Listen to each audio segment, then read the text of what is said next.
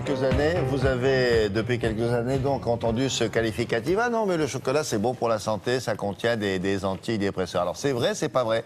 Il faut voir, est-ce qu'il suffit de manger 3 carrés ou il faut 2,5 tonnes par mois? On peut demander à Laurence Ostolazza. Et est-ce qu'il y aurait je sais pas, une molécule magique dans le chocolat? Non, on a identifié par le passé des molécules très spécifiques, la théobromine notamment, qui serait antidépresseur, anti-stress, etc. Mais on a conclu qu'il n'y avait pas assez de quantité de ces molécules pour que ça ait un vrai pouvoir antidépresseur et consolatoire. Et là, il y a une étude réalisée par des chercheurs du Minnesota qui dit que les pouvoirs consolatoires attribués à certains produits... Consolatoires qui consolent, oui. Consolatoire, ça veut dire qu'on est malheureux, on prend un coup de chocolat. Voilà, c'est un bon palliatif à la déprime, au petit coup de mou. Bon. Eh bien, ces pouvoirs-là ne seraient pas avérés, en fait, ils ne seraient pas justes, mais seraient d'ordre purement psychologique.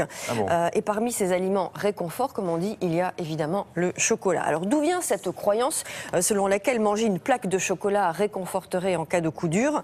L'action réconfort anti-stress que l'on attribue justement au chocolat serait liée à notre relation au plaisir, à notre relation à l'aliment et au plaisir qu'il peut procurer. Alors on a demandé l'analyse de cette étude. Voilà, ça passe par... Vous prenez du chocolat, vous êtes content, et donc vous vous dites ça va calmer ma petite angoisse. Exactement. C'est bien quand même. Le mécanisme, oui absolument, mais c'est pas du tout lié à la chimie de l'aliment, c'est pas du tout lié à la molécule qu'il y aurait dans l'aliment, mais juste à notre rapport et au plaisir que ça nous procure. Un nutritionniste qui est psychiatre aussi, on comprend pourquoi.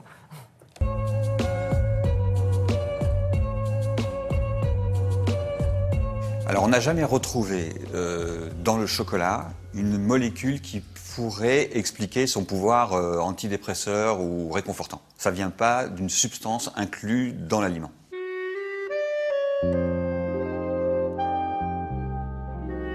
C'est un mécanisme qui est beaucoup plus psychologique et qui est lié à la relation du mangeur avec le chocolat. Le chocolat ne réconforte que les personnes qui aiment le chocolat. Et ceux qui aiment le saucisson se réconfortent avec le saucisson. Et pas avec le chocolat, ça ne marchera pas. L'effet antidépresseur vient de l'effet doudou, c'est-à-dire de la relation que vous avez avec cet aliment. Si vous êtes bien avec cet aliment, il a un pouvoir antidépresseur. Mais cette relation est fragile. Si vous vous mettez à penser du mal du saucisson ou à penser du mal du chocolat, et notamment à penser que ça vous fait grossir, le pouvoir réconfortant disparaît. En tout cas, il se dégrade. Et à ce moment-là, comme vous êtes dans cette recherche, dans cette espèce de quête, vous cherchez sans rien trouver. Et vous ne pouvez pas vous arrêter. On est dans le processus compulsif. Il se trouve que les aliments réconfortants sont tous des aliments riches, soit gras, soit sucrés. Tous les aliments peuvent calmer la faim, les brocolis et tous les autres. Mais tous les aliments n'ont pas un pouvoir réconfortant et ne peuvent pas calmer les émotions. Les seuls aliments capables de calmer les émotions sont des aliments riches. Ce sont les seuls à pouvoir activer les systèmes récompensants. On ne peut pas contrarier cette loi-là de la nature. Vous ne pourrez pas vous réconforter avec des brocolis, des radis ou des endives. Ça ne marchera pas. Voilà, oui. Ah donc, il ne faut pas confondre. Voilà. Si vous adorez le saucisson, vous pouvez pas dire je vais prendre un saucisson plaisir, ça va calmer mon angoisse. Si, parce que c'est gras et sucré. Et sans que l'on comprenne pourquoi, il n'y a que les aliments gras et sucrés qui arrivent à nous, pauvres humains, à nous réconforter. Donc, c'est comme ça, saucisson, ça marche, chocolat, ça marche. Gras et sucré, les chocolatines du matin, les croissants, les barres au chocolat. Oui. Le chocolat, le saucisson, tout. Gras et sucré. Un petit truc sec, non. Non, un petit, salé, une endive avec de la vinaigrette, ça marche moyennement. Un petit crackers salé. Ouais, c'est gras les crackers, oui, bien sûr. Ça marche aussi. Okay.